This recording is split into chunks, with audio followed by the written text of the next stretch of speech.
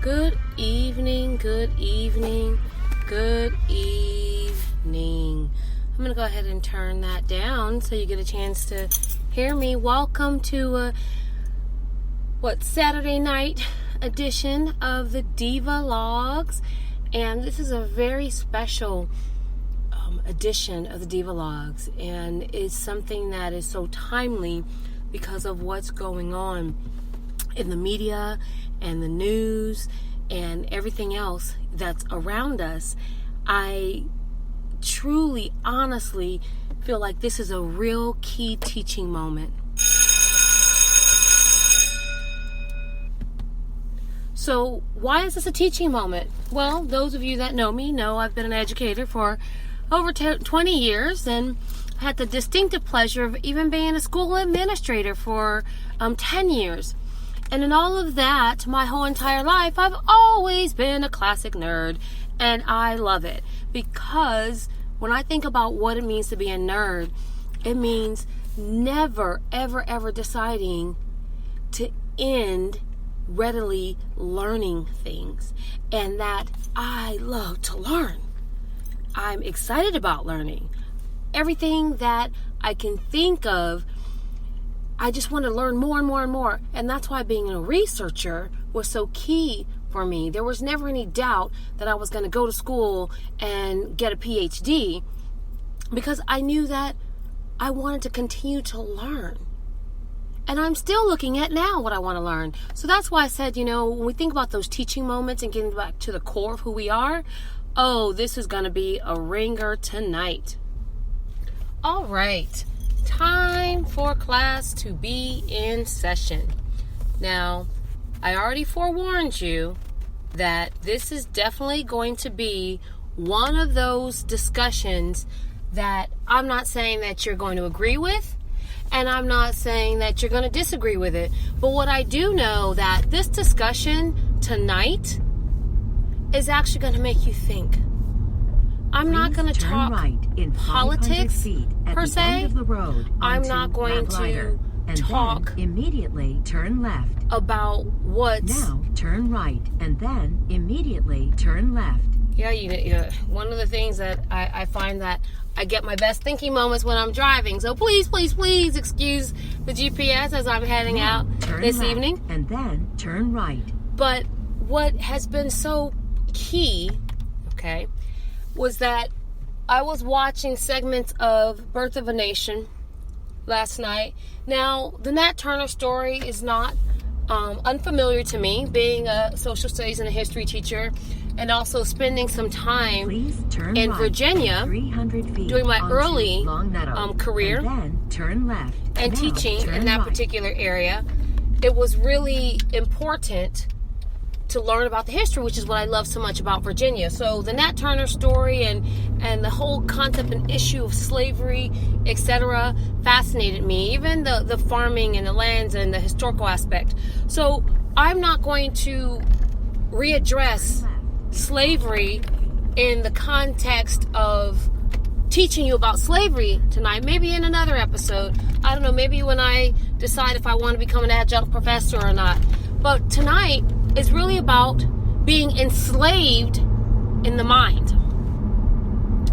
And that is something that transcends race, culture, gender, etc. And that the value of education itself is so key because that's the great liberator. If you can think, then you can change your life. You can change others' lives. It's having the power to think and be aware of how powerful your thoughts are, because as a man thinketh, is as a man does. That's who you are. So when you say things, and sometimes you carelessly say things like, I'm a bum. Well, guess what? Then you're going to be a bum. Quit saying things like that. Change your tongue. Remember life and death and the power of your tongue. But what I really wanted to really focus on is that sense of slavery of the mind. And I am going to talk about the 400 years of slavery in America. And I am going to talk about how on the news we're seeing, black young men and women and kids and etc. being slain on the street. But more importantly, what about the bondage that exists with those that sit around the boardrooms, that sit in position to effect change, and their minds are so enslaved by their past that is very difficult for them to be able to move forward. And they say, well, oh my gosh, no, not me. I grew up in a charmed environment and, I didn't grow up in the inner city. You don't have to grow up in the inner city to be enslaved by your mind and your self-limiting beliefs that you can't, or that people of color are less than, or that because you quote unquote made it out, you are better than. I used to have discussions and deep discussions years ago with one of my other thought partners. Simone is out there somewhere. I was Bingo and she was Sparky, of course, and we had these great discussions and talks, because people talk about individuals that live in poverty or live in the projects, and there's this strange cycle of dysfunction that exists. So let me paint a scene for you. You have a teen mother who then has a child. Okay, so she's 16. She has a baby, 16. And then all of a sudden you notice that when that child begins to grow up, you have the mother who's now 30, okay, with a 14-year-old daughter. The 14-year-old daughter then gets pregnant and becomes a mother. And now you have the 31-year-old grandmother. And then the cycle is there. And people's like, what's wrong with these people? Don't they know better? And they're losers. No, they're not. There's something that's there when you have to think about the history of slavery and who was enslaved in America. It did not start 5 years ago, 10 years ago, 20 years ago, even 30 years ago. Look at the whole concept and the foundation of what America has been built upon, especially as it pertains to African Americans, black men and women, whatever you want, what nomenclature you want to use. The point is that when you think about the very land that many serve and protect, the land of freedom was built on the ideology to enslave a people, not because they were less than, but to keep them enslaved. And guess what? Not only them, but their future children enslaved. Anytime you make it illegal to teach a person to read, what does that tell you? Punishable by death. Do you realize that?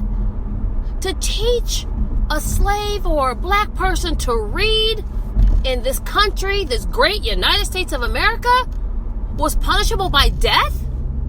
And now, 100 years, 150 years later, we're saying, well, why aren't our kids doing better? Well, guess what happens?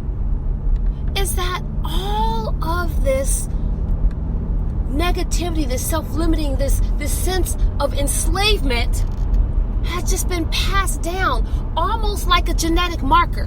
Now, when I say that, I am not saying that you are destined to be enslaved. I'm saying that if you don't make a choice and don't teach your children and educate your children and their grandchildren and your neighbors' children that from kings of which they've come, then guess what?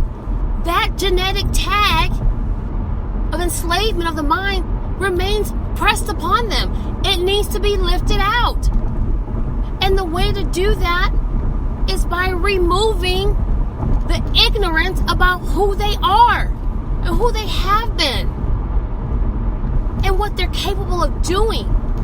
And as an educator, the reason why I went into education was because I didn't like the system. And you can be about it and you can just talk about it. I chose to be about it. So even then I changed somewhat of my life course because I knew that I was instrumental and I had a role and a part to play in changing lives. What I didn't like to see and I didn't quite understand because of my educational experiences is why people didn't love school. I loved school. Would cry if I couldn't go to school. But I also had some really unique opportunities in school to have some amazing, powerful learning environments. So I got to do advanced programs. I got selected for unique studies and magnet schools. I went to high school at a time in California, little Cajon High School, they offered an international baccalaureate. And so I had an IB diploma, which means that I was challenged constantly to always be greater than and be more than, and to see beyond the barriers and all the limits, especially of what's placed here in the United States educational system. But guess what? Those opportunities were not solely just for me. Others had the opportunity, but I always wondered why they didn't take them or why they didn't feel the need to be challenged. And that always perplexed me, and for a while I was angry and I blamed them. You want to be ignorant. You want to be this. You want to be that. No, they don't. We learn differently. Our experiences are different. How we interact. Our makeups are different. But guess what? That doesn't mean that I have to give up on educating and providing a sense of awakening. That enslavement of the mind. If I can capture your thoughts and change the way you feel and think, and not even feel, but think about yourself or others, I got you. I got you. I can make you do all kinds of stupid things. Look at what's going on today in this election year. Foolishness. Utter foolishness. The things being said on both sides. The behaviors being displayed, horrific. And here we feel as Americans that, well, we're going to have to choose the lesser of two evils, or we're just going to have to, hope and pray, and God's going to fix it. But guess what? We have more work to do. It doesn't matter who gets elected. Now, when I say that, I'm not saying your vote doesn't count. What I'm saying is that you have a job to do no matter who gets elected, because neither one of those choices or is an ideal choice. So you can't sit down and say, well, Trump's elected and to hell goes the United States, I'm leaving. No. Besides getting on your knees and praying hard, in addition to making some decisions to be active for change, then you got to make things happen. If Hillary Clinton is elected and you don't like that, well, then you get on your knees again too, and you pray that the decisions that are to be made are going to positively impact every person in this country. So when I sit on the sidelines, almost as this observer sometimes, and I'm looking at all of the craziness, and I think about, how did we get this way? What happened? And I think about, well, look at our origins. Look at our first leaders, who many of you think is great. Got them all over our money. Spend whole weeks and months studying them in the history books. They were slaveholders. They thought Africans and African Americans were inferior. And what really sparked this, I guess, tirade on enslavement of the mind, or what became crystal clear when I was catching snippets of the movie last night, was that when the wife said to Nat Turner, when she found out his mom that he could read, and she said, "You've been given a gift by God that you can read." What? A gift by God that you can read. As if to say, you are stupid by nature, and this is an abomination, an anomaly. And I'm going to nurture that because it obviously has to be a God-given gift, because why in the world can you read? And I'll tell you why that set me off. Because there are teachers in classrooms today. And trust me, I know, because I had the displeasure of leading some of them, and I had the pleasure of removing some of them, that think that it is a gift when they find a person of color who's knowledgeable. How shocking is that? What are you saying when you automatically are assuming or placing a label of inferiority on children because of the color of their skin or by the neighborhood they live in? So I began to think, it's not only that I pity those that think that way of color and they don't think that they can because they've been beat down, but I realize we just got to fight a little harder to pull them out. But I pity those that think that they are better or think that they are giving a big gift to someone of color when they pay them a compliment. Oh, you're smart. Trust me, I got that quite often. My favorite line where people got the side eye was when they would say such lovely things like, wow, you're so different. You're not like the rest of them. The rest of who? Because everybody in my family is smart. Everyone in my family speaks proper English because my mama didn't play that. Can we do the dozens? Can we speak a little slang and all that? Yeah, we can when it's appropriate. So I didn't get it, or I got it, but I didn't get it, and I didn't receive it when I got the comment of, oh, you're different. How many black people do you know? It's for real. Because my friends are educated. Majority of my friends have PhDs or at least advanced degrees, and many of them multiple advanced degrees.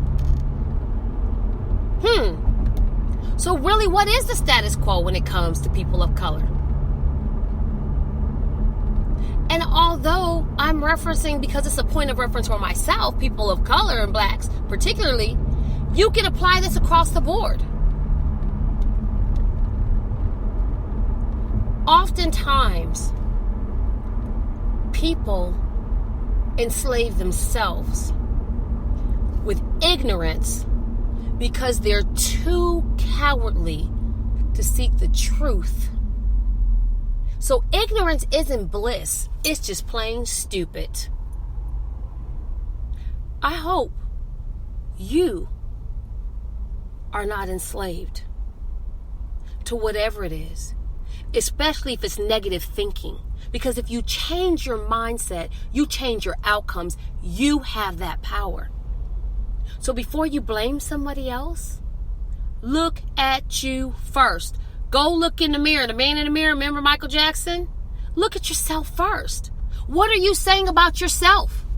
What are you presenting to the world? What story are you telling about who you are? What life or death are you speaking into your life? That's powerful. And until you get it, until you understand that, you're not going to have a life of abundance. But you know what, boo? I'm going to leave you there by yourself, because that's not me. And if that's who you are, you can't flow with me either. Because see, pigeons cannot fly with eagles, and chickens can't fly at all.